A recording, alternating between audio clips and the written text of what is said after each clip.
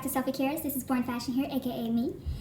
So this episode is inspired by Romans. I've read and taken notes on it. So let's get started. Episode 83, did I say that? Yeah, I think I did. Alright, I probably did, I don't know. Okay, cool. So the themes of Romans was sin, salvation, growth, sovereignty, and service.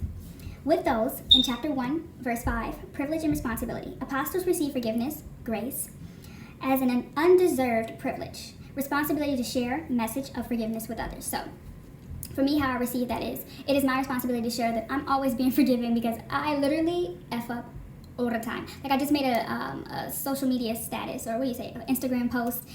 It was like what do you call it, Insta story? Yeah, I made an Insta story, so I feel like I do wrong shit on purpose. Like I'm just like, why? You know what I mean? I think it's like this, sometimes you feel like you just don't need to do something right. I don't know, it just, I mean, there's no wrong answer, but you know what I'm saying? Like, you just get grace, so it's my responsibility to share others the message of forgiveness. All right, so chapter 1, verse 11 through 13. No's in our lives, God planning to use greatly. So, like the big no's, the big door closes. This week, this is very vulnerable, I was making some phone calls and they was like, no, sorry, can't help them this, can't help on this. I'm just like, oh. So sometimes your no's is because you already have a yes that is waiting for you. All right, so in chapter 2, verse 7, our good deeds are grateful response to what God has done, not a prerequisite to earning his grace. So by our good deeds, our grateful response to what God. So always think like, say when someone does something for you, okay, hold on, let's reread that because I had to reread it when I made this video again. Our good deeds are a grateful response. So when you're doing things, you're just responding to what God has already given you grace in. So when people overdo, or not really overdo, but I think it's about the balance of giving and receiving. So your good deed, or say, I think I might have mentioned this in my last episode. Oh yeah, I did, so never mind. But that just reminded me, I was just like, wow, I really got this water not for myself, but for someone else, you know? And I wanted to go above and beyond to give him like a whole gallon. I was like, hey dude, like, because he openly was like, hey, I'm homeless. And I'm just like, you wanted a cup of water? Like in my mind, I was like, hey, you can receive more. In this moment, I just wanted to give him more. But yeah, they're just, yeah, okay. So in chapter 2, verse 12 to 15, people are condemned not for what they don't know, but for what they do with what they know. You guys kind of get that. I think that was pretty plain and simple. You're not going to get in trouble for ignorance is bliss. You're not going to get in trouble, air quote, for what you don't know. Like if that awareness of yourself has not been opened or extended yet, you're not in trouble for it. That awareness will come, and with that knowledge, that wisdom comes your own suffering, your own, I read wisdom is, it's kind of a cheat. Like, it's kind of cheat. Like, I kind of want low-key rather be dumb.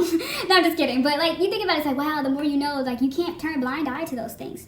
So keep in mind that people violate their very own standards they create for themselves. So some steps you could take is forgiveness and healing. How do you forgive? So I took a break. I made this video prior. I recorded it because I just feel like I needed to have this conversation with myself again. Plus I wanted it to be like visually appealing or whatever.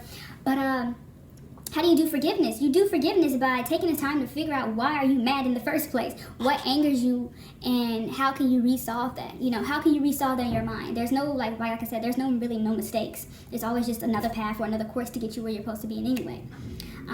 And then healing, that process when you do dissect the forgiveness part of yourself, or the situation, or the anger, whatever the word is, where you have to forgive yourself. I've been watching a lot of Jada Pinkett Instagram stories, and I'm just like, well, they're not her stories, they're her posts. But, you know, I'm just like, wow, she really spends that time as an older woman. You'd think that she already have acquired this, you know?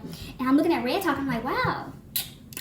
I really like it because I'm like, it's almost like a conversation that she's having with other people, and I'm having this conversation with myself, hoping that it reach other people. But it's wow, like at that moment of her life, she's able to really kind of speak that, and I'm just like, look at the, it's going to be so many more sufferings that you have with people, and that's all I really want to say. It's going to be so many more, I got a lot of plurals, I think so. It's going to be so many more heartaches that you have to live with and deal with and overcome, and then to be at the awareness where you are already, I'm using this, by the way, because I want to close this with what I really want to speak on, you know, and the forgiveness and healing are two stories that you have to bind together to make the complete package, I believe, especially with your own, you know. You can forgive for someone else, you know. Have you ever had somebody still mad about something that you've forgiven someone for?